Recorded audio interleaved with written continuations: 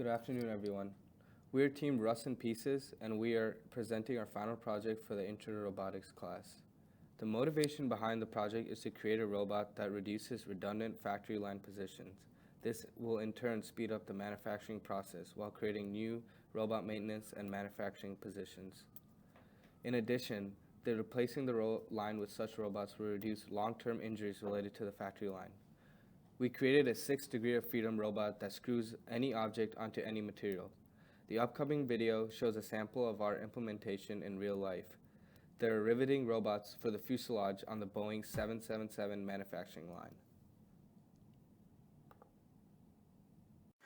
Cool features of our project implementation include parts that are designed from scratch, such as a screwdriver end effector and conveyor belt objects, interactions between two Sawyer robots, decision-making that enables the conveyor belts, and a method of precision motion control.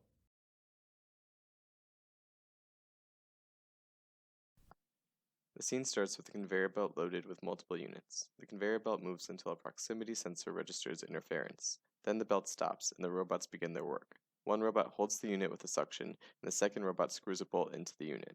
Once complete, the first robot removes the unit from the belt.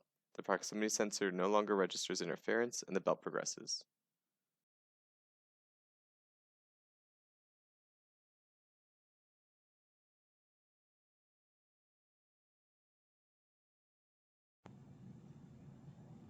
As seen in our simulation, the screwdriver robot needed to have very precise movements so that it could interact with a small notch in the screw without colliding with it. This was achieved by lowering the screwdriver tool into the notch along the z-axis. Inverse kinematics was used to calculate a series of joint angles that acted as waypoints, each slightly lower than the first, to lower the tool. That same method was also used to lower the end effector of the robot as it drove the screw into the block. VREP was used to determine the length of the robot's joints by measuring the locations between dummy objects that were placed at the robot's joints, base, and end effector.